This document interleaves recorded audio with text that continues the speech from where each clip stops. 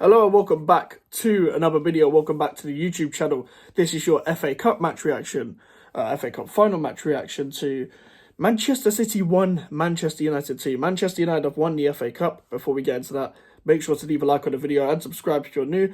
We're trying to hit 500 subscribers before the end of the year. So if you can help that would be great. And yeah, Man United won the FA Cup. And it's supposedly Ten Hag's last game. A bit of a reminiscent of 2015, 15-16 season. I want to say that was the last time Man United won the FA Cup. Was by a Dutch manager that it was going to get sacked. Erik ten Hag has done a much worse job in terms of league position compared to that season. He actually has won more trophies, I'm pretty sure, than Van Gaal. I don't think Van Gaal won a trophy in the 14-15 season. I could be wrong. I'm not sure they won the League Cup. They definitely didn't win the FA Cup before that. But listen, I don't really get the outrage when it comes to Ten Hag getting sacked or Ten Hag leaving or whatever. Same reason with Pochettino. There's bigger standards, there's higher standards when you're at Manchester United and Chelsea, and having Man United at 8th is a bit of a disgrace. Now, Man United, by winning this cup, have got Europa League anyway. However, I don't feel like it should be much of an outrage. Come on, this is Man United we're talking about. And I do agree that,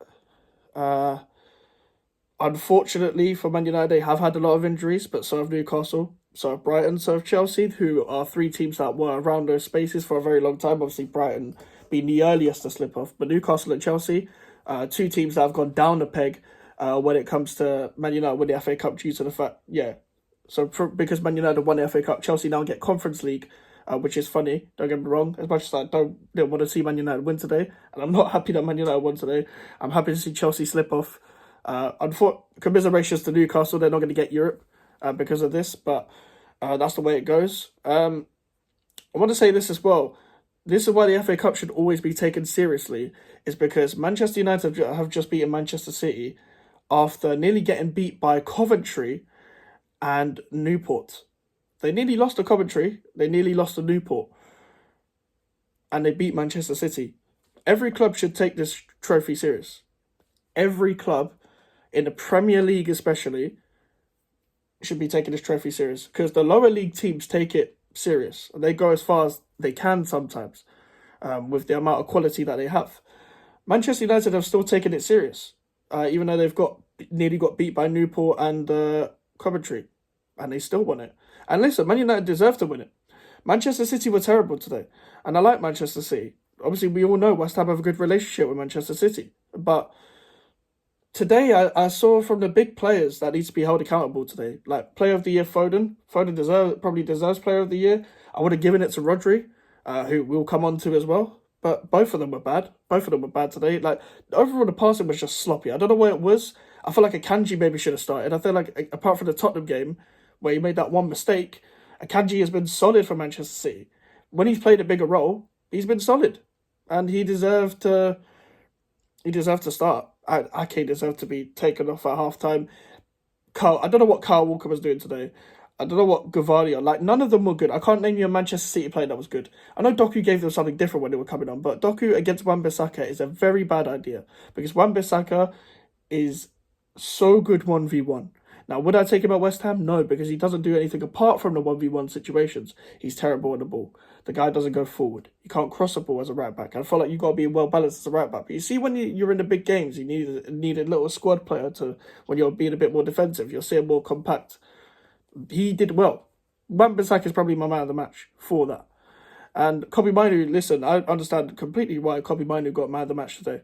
The guy is, for me, Manchester United's best player. I've said this before. The composure on the ball, the ability on the ball, the well-roundedness, the defensive awareness, the attacking awareness, even the goal. This is why man of the matches shouldn't be given on goals, because even forget the goal today, he was absolutely sensational regardless of the goal. Bruno Fernandes turned up in a big game today. I never thought I'd be seeing that. I'm not a fan of Bruno Fernandes. I'm not a fan of Marcus Rashford. Marcus Rashford was good in the first half. Bruno Fernandes was good overall in the game. Even Scott McTominay was good. It was like opposite day today, because a lot of the players that I wouldn't rate usually turned up. A lot of the players that I do rate didn't turn up. Bernardo Silva was awful today. absolutely awful. And it was unlike Bernardo Silva. It was uncharacteristic, his overall performance. It was just, again, sloppy. It was the same thing I could say for everyone. Everyone from Manchester City had the same faults today. It was sloppy passing. It was a lack of link up on the ball. Kevin De Bruyne was absolutely awful, and we've got to hold him to a higher standard because he's Kevin De Bruyne. He's turned up in many big games. He's turned up in many big moments, and I know there's a lot of things about the Champions League. The Champions League, he was injured, whatever. You can't really put the Champions League on him. Maybe apart from the times where he was actually fit for the Chelsea game, like the Chelsea Champions League final. The times where he was fit, he didn't turn up in, but he was injured after that. The Inter Milan one, you can't berate him like that because he was injured.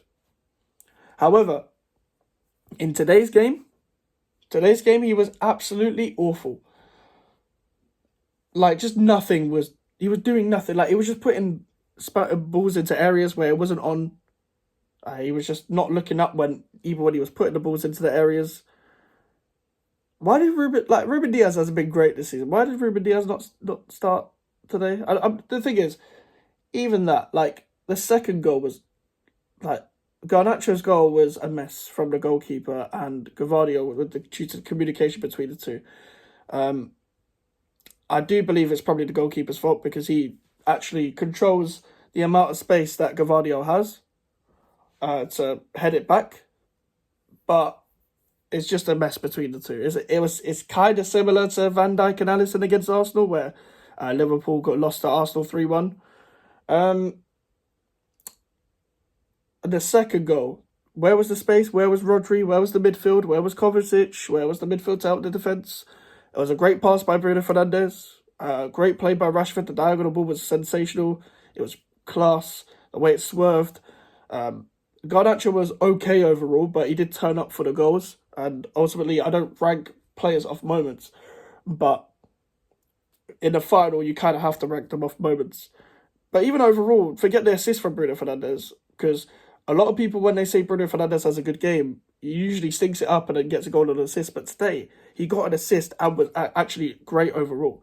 It's probably the best game I've seen Bruno Fernandes play for Manchester United, because this is a big game.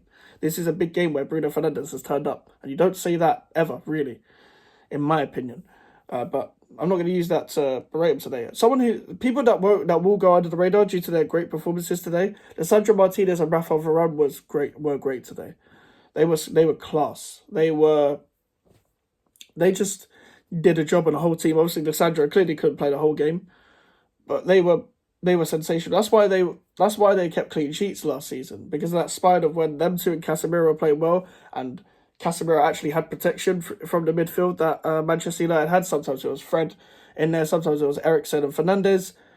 That's been the big problem, the lack of structure, not just off the pitch, but just actually within their shape in the team.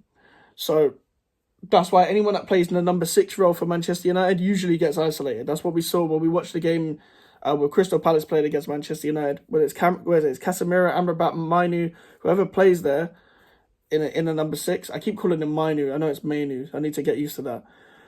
I was about to say Casemiro, Amrabat, and Mainu. Them 3 playing as a 6. They always get isolated this season, and then the whole defense gets isolated this season. And that's kind of what that didn't happen today, but that's what's been happening the whole season. And Varane, Martinez, and Casemiro was a good spine to have when they were keeping a lot of clean sheets, and a lot of credit was given to De Gea, but they were the reason why that you didn't really see De Gea have to do much. De Gea doesn't have a club now. There's a reason why for that. But them 3 did superb for me, and overall, it wasn't a great game to watch, but tactically, and I guess if you're just a pure passion merchant, then I can understand why you enjoyed today's game. I didn't enjoy the fact that Man United won. I'm not particularly fond of them, but that's my overall thoughts of the game. Let me know what you think in the comments below.